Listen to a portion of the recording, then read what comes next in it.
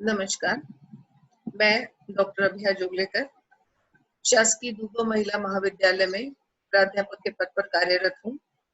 आज हम यहाँ पर बीएससी पार्ट 1 होम साइंस के पेपर बेसिक न्यूट्रिशन के अंतर्गत यूनिट 1 जो है उसके में कंसेप्ट ऑफ न्यूट्रिशन अध्याय है और उसके जो सब हेडिंग है उसके अंतर्गत हम आज अध्ययन करेंगे मेथड्स ऑफ कुकिंग।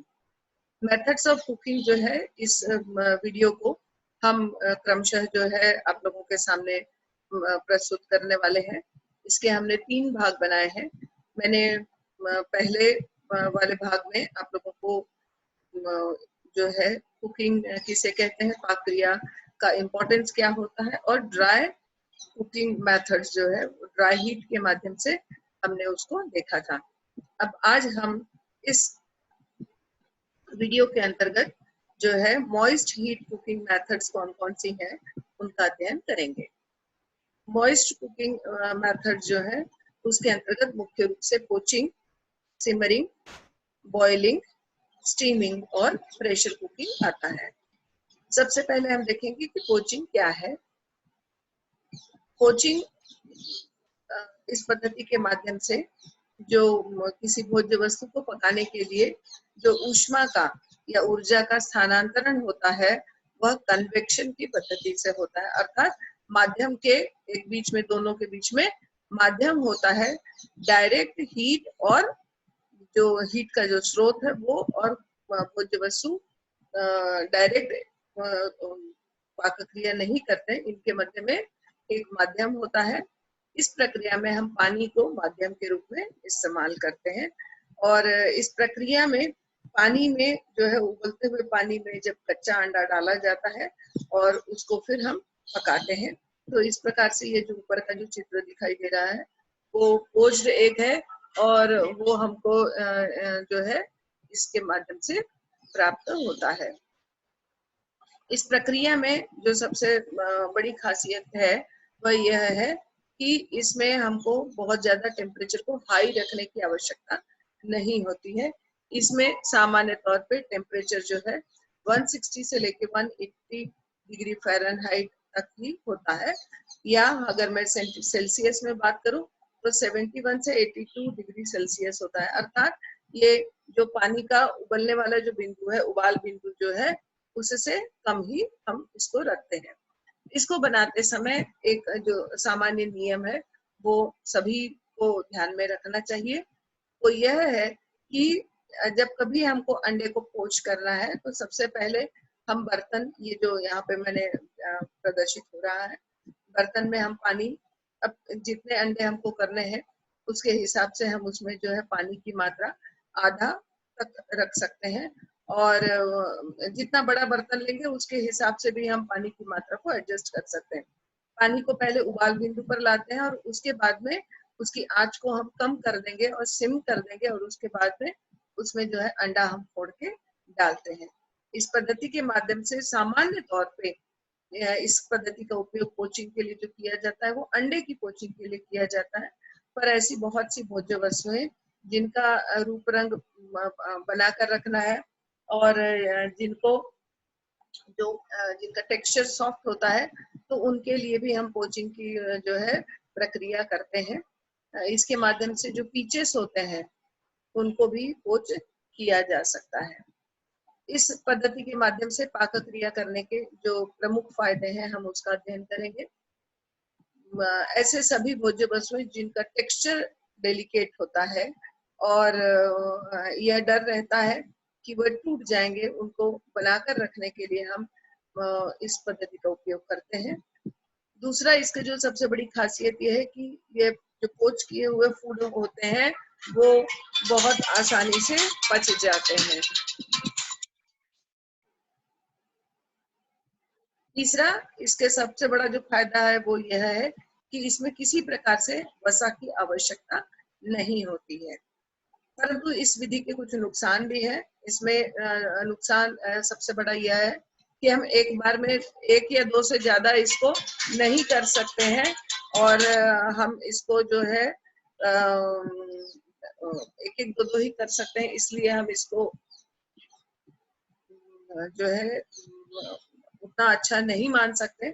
इसके अलावा कभी कभी यह भी होता है कि हम जब पोंछ करते हैं भोज्य वस्तु को, तो पोंछ करने से कभी कभी इसकी खुशबू जो है उसमें थोड़ा सा हमको चेंज मिलता है, टेक्सचर में हमको चेंज मिलता है।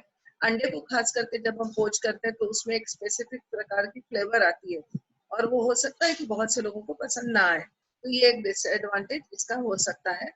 और इसमें जैसे मैंने बताया कि कलर भी इसमें कभी कभी भोज्य वस्तुओं का चेंज हमको मिलता है। पोचिंग के हमने देखा कि कौन से भोज्य वस्तु को हम पोच कर सकते हैं। कुछ सेफ्टी रूल्स हमको सबको मालूम होने चाहिए, मैं उनकी चर्चा जरूर करूंगी। पोच करने के लिए सामान्य तौर पे हम पैन में या एक बर्तन में भोज्य वस्तु को पोच करते हैं। आजकल जो है बहुत सारे होम अप्लायंसेस आ गए हैं, और इनमें पोच करने के लिए भी बहुत से अप्लायंसेस हेल्पिंग इक्विपमेंट्स जो है वो आ गए हैं, हम उनका उपयोग अवश्य करें। और इसमें जो पानी की मात्रा है वह हम बिल्कुल सही सही रखें। इसके अलावा हम जिस प्लेट के माध्यम से, जैसे हमको अंडे को पोच करना है, तो जिस प्लेट में हम अंडा फोड़ के और उसको अगर पानी में डाल रहे हैं तो वो भी बहुत केयरफुली करना चाहिए, अदरवाइज जो है कुछ दुर्घटना होने की संभावनाएं हो सकती है, क्योंकि गर्म पानी ऊपर उछल के छिटक के आ सकता है।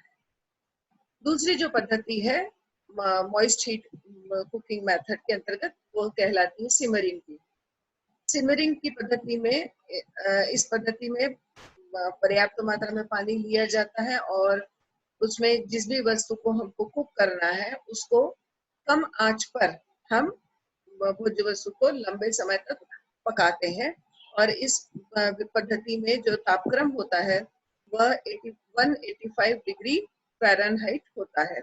इस पद्धति के माध्यम से पाक क्रिया करने का जो सबसे बड़ा फायदा है कि इसमें हम जो वस्तु का तापक्रम है उसको, पानी का जो उबाल बिंदु है वह 100 डिग्री सेल्सियस होता है, उस तक नहीं पहुंचने देते, जिसके कारण हमको ये इसमें जब वस्तु को पकाते हैं तो बबल बनते हैं, बुलबुले बनते तो है, पर ये ऊपर के सतह में आते तक टूट जाते हैं। ये यहाँ पर जो बर्तन है इसमें दृश्य हम बहुत आसानी से समझ सकते हैं कि यहाँ पर ये वस्तु गर्म तो है पर इसमें बुलबुले नहीं उठ रहे हैं। और इस पद्धति के माध्यम से जो सबसे बड़ा फायदा होता है कि इसमें क्योंकि आंच बहुत धीमी रखते हैं हम, तो इसमें वस्तु बहुत अच्छे से पक जाती है, और इसमें जलने की, भोज्य वस्तु के जलने की गुंजाइश काफी कम रहती है। इस पद्धति के माध्यम से हम जिन वस्तुओं को पकाते हैं उनमें मुख्य रूप से खीर है, हलवा है, कस्टर्ड, सूप, स्टॉक, ये सब हम जो है सामान्य तौर पे बनाते हैं। और इसके बाद में अब हम देखेंगे कि जो बॉइलिंग की पद्धति है या उबालने की पद्धति, उसमें किस प्रकार से हम भोज्य वस्तुओं को पकाते हैं। बॉइलिंग और जो सिमरिंग है, इसके पहले मैंने बताया था, दोनों में फर्क यह है कि सिमरिंग में टेम्परेचर 185 डिग्री फ़ारेनहाइट से तक ही रखा जाता है, बॉइलिंग में टेम्परेचर जो है वह अधिक होता है, अर्थात जो उबाल बिंदु है 100 डिग्री सेल्सियस जो है हम रखते हैं, और इसमें वस्तु जो है उबलती रहती है पूरे समय। यहाँ पर जैसे हमको बुलबुले उठते हुए दिखाई दे रहे हैं, इसमें भी दिखाई दे रहे हैं, उस प्रकार से ये हमको दोनों में परिवर्तन दिखाई देता है। और इसमें जो है चूंकि बुलबुले अधिक होते हैं, टेम्परेचर अधिक होता है, इसलिए इसमें जो है पकने की प्रक्रिया कंपैरेटिवली जो है थोड़ा जल्दी होती है सिमरिंग की अपेक्षा। इस पद्धति के माध्यम से हम सामान्य तौर पे जिन भोज्य वस्तुओं की पाक क्रिया करते हैं उनमें चावल है, रोज पकाए जाने वाला जो भात है या चावल है वो पकाते हैं, या हम सब्जियों को इसके माध्यम से पकाते हैं। बॉइलिंग करते समय जो है खाद्य पदार्थ के पकने की जो प्रक्रिया है वह जो है यहाँ पर भी माध्यम काम करता है, कन्वेक्शन पद्धति से भोज्य वस्तु जो है पकती है, क्योंकि यहाँ पे संपर्क जो है भोजन और आंच के बीच में पानी होता है, जिस पानी में भोज्य वस्तु आराम से पकती है।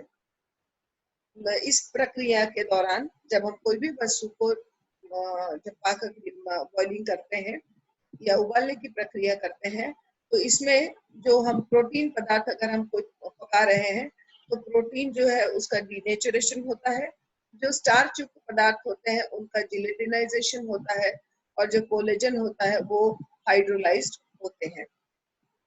इसमें पद्धति के माध्यम से जो एक फायदा जो हमने पिछले इसमें भी देखा था कि इसमें भी बहुत आसानी से और एक समान कुकिंग जो है वो होती है, और यह पद्धति सबसे आसान पद्धति है। अगर हमको कोई चीज पकाना है तो हम पानी डालकर उसको छोड़ दें और वो फिर आराम से वस्तु जो है पक जाती है।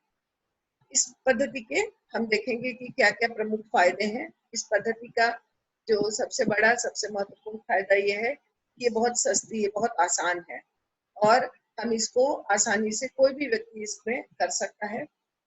और दूसरा ये कि ये इसमें जो ऊष्मा का आदान प्रदान होता है, मतलब जो हीट का सोर्स है, जो हमारा स्टोव है, वहां से ये बर्तन से आती है पानी में, और पानी के माध्यम से ये फूड तक पहुंचती है। तो चूंकि टेम्परेचर हाई होता है, इसलिए भोज्य वस्तु तक ऊष्मा जो है कंपैरेटिवली जल्दी पहुंचती है। और चूंकि इसमें हम पानी की मात्रा ज्यादा रखते हैं, इसलिए भोज्य वस्तु के जलने की संभावनाएं इसमें कम रहती है। और सबसे बड़ा फायदा यह है कि चूंकि पानी में डूबा हुआ रहता है, तो पकने के बाद में भी वस्तु जो है वो नरम रहती है। इस पद्धति के कुछ नुकसान भी हैं कि अगर हमने किसी भोज्य वस्तु को पानी में डाल के उबाल रहे हैं, तो बहुत बार सब्जियों का रंग जो है वो परिवर्तित हो जाता है, कलर और फ्लेवर दोनों में हमको परिवर्तन दिखाई देता है। और इसके अलावा कभी कभी अगर उस भोज्य वस्तु में वाटर सॉल्युबल विटामिन है, तो वो वाटर सॉल्युबल विटामिन का भी लॉस हमको देखने को मिलता है। और अगर ऐसे कंडीशन में अगर हमने कोई चीज कुक कर रहे हैं, सब्जियां अगर हम कुक कर रहे हैं, हमने पानी बहुत ज्यादा मात्रा में लिया है, और अगर उसको हम डिस्कार्ड कर देते हैं, तो वाटर सॉल्युबल विटामिन का नुकसान कंपैरेटिवली ज्यादा ही होगा। इस पद्धति के माध्यम से पाक क्रिया करते समय कुछ चीजों को हमेशा ध्यान में रखना चाहिए। बॉइलिंग करने के लिए हमेशा मोटे परत वाले जो बर्तन होते हैं, ऐसे बर्तन इस्तेमाल करें जिनका जो मोटाई है काफी अधिक होनी चाहिए। दूसरा ये कि पानी इसमें चूंकि उच्च तापक्रम पे उबलता रहता है, इसलिए जिस भी बर्तन के माध्यम जिस हम चम्मच के माध्यम से इसको हिलाते हैं, तो उसका डंडा जो है कंपैरेटिवली लंबा होना चाहिए, ताकि जलने की इसमें गुंजाइश कम हो। और पानी की मात्रा भरते समय हमको इस बात को ध्यान में रखना है कि इसमें बहुत अधिक पानी ना डालें, अन्यथा चूंकि इसमें टेम्परेचर हाई रहता है, तो हाई रहने के कारण दुर्घटना, आप अगर ज्यादा उसमें पानी डाल देंगे तो वो उबल कर पानी जो है वो नीचे गिरने की भी संभावना हो सकती है।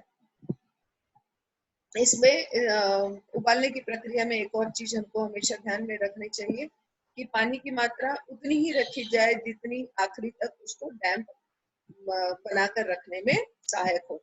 अगर आपने पानी की मात्रा कम या अधिक की, तो उससे भी अंत पदार्थ जो है उसके डैम्पनेस पर प्रभाव पड़ता है। अगली प्रक्रिया जो है वह है स्टीमिंग या भाप के माध्यम से। हम जब भोज्य वस्तु को पकाते हैं, तो वह प्रक्रिया जो है स्टीमिंग की प्रक्रिया कहलाती है। इस पद्धति में कन्वेक्शन की पद्धति से संवहन जो है उस पद्धति से हीट का आदान प्रदान होता है। और इस पद्धति के लिए सामान्य तौर पे डबल बॉयलर्स जो पद्धति से हम इसमें पकाते हैं, एक बर्तन के अंदर दूसरा बर्तन रखा जाता है और दोनों बर्तनों के बीच में पानी रखते हैं। ये पानी के उबलने से भाप उत्पन्न होती है, और उस भाप में ही भोजन जो है पकता है। सामान्य तौर पे इसमें जो भोजन के पकने के लिए जो टेम्परेचर आवश्यक होता है वो है 100 डिग्री सेल्सियस। स्टीमिंग के माध्यम से जो भोज्य वस्तुएं हम पकाते हैं, जो मोस्ट पॉपुलर प्रोडक्ट्स हैं उनमें इडली है, ढोकला है, पुट्टू है, रागी पुट्टू हम पकाते हैं, और कम भी इसके माध्यम से हम पकाते हैं। इसके समान ही एक और प्रकार की हम कुकिंग जो है करते हैं, वो प्रेशर कुकिंग के नाम से विख्यात है। इसके अंतर्गत जैसे मैंने पिछले इसमें बताया था कि हम प्रेशर के स्टीम के माध्यम से कुकिंग करते हैं।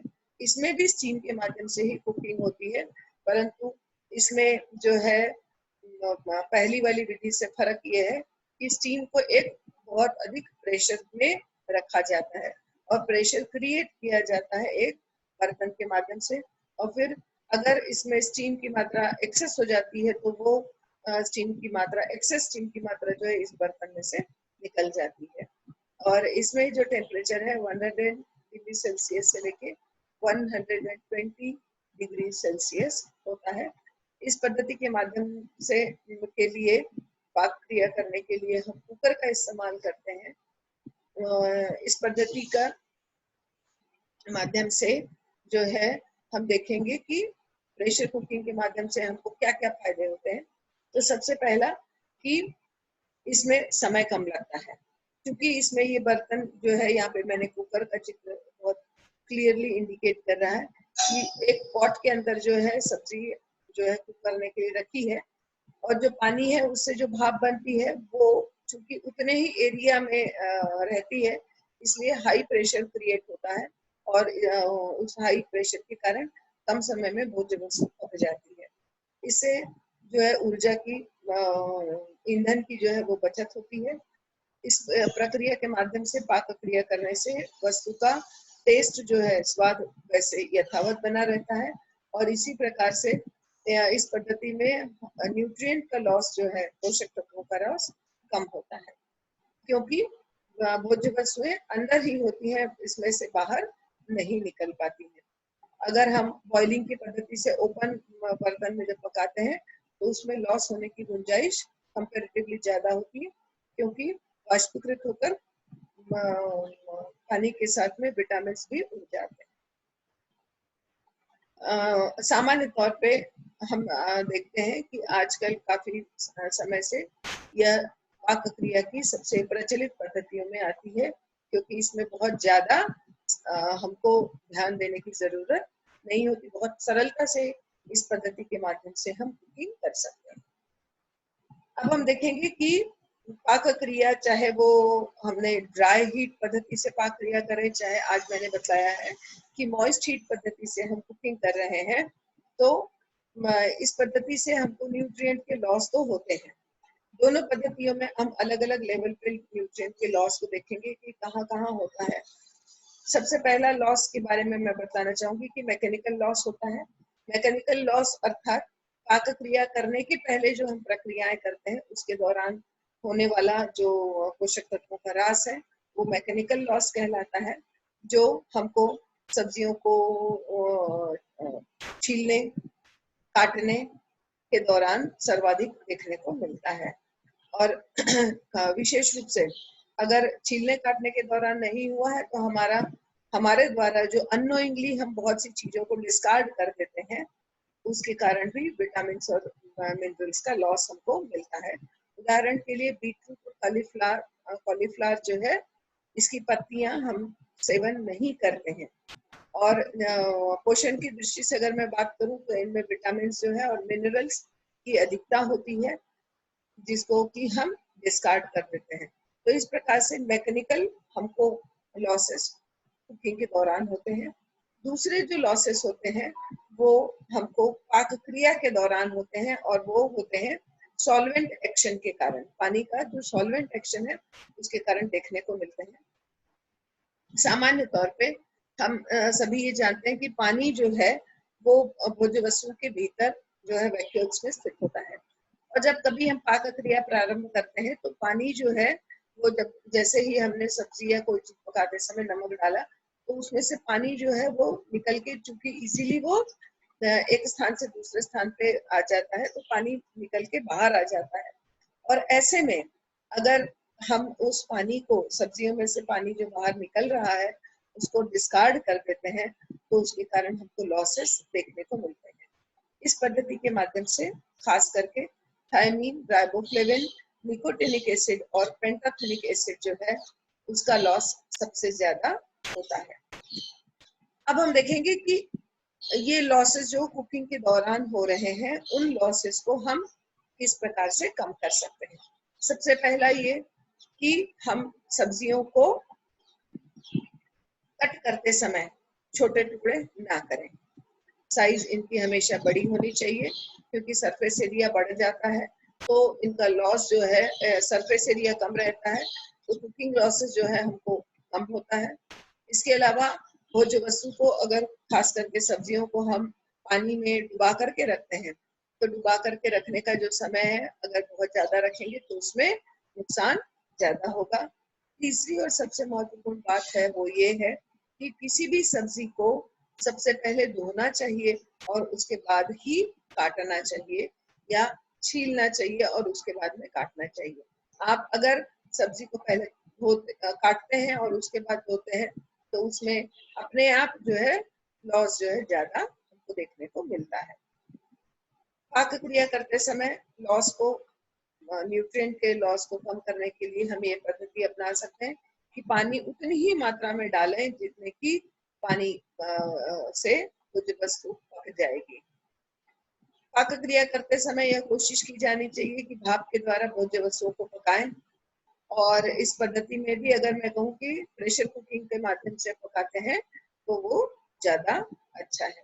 इसके अलावा एक और चीज हम ध्यान में रखें कि पाक क्रिया करते समय वस्तुओं को हमेशा ढांक कर ही रखना चाहिए क्योंकि ये मैं बार बार बतला रही हूँ कि अगर हम वस्तु को खुला करके पकाते हैं तो जो भोज्य वस्तु में उपस्थित पानी है वो पानी पकने की प्रक्रिया के दौरान जो है वो वाष्पीकृत होता है और वाष्पीकृत होते के समय उसके साथ में जो पानी में घुलनशील विटामिन है वो भी वाष्पीकृत हो सकते हैं।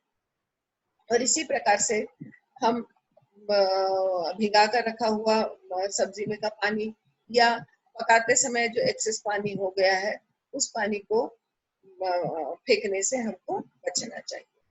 तो इस प्रकार हमने आज सेकेंड हमारा जो ये वीडियो है इसमें ये देखा है कि हम मॉइस्ट हीट पद्धति से किस प्रकार से पाक क्रिया कर सकते हैं।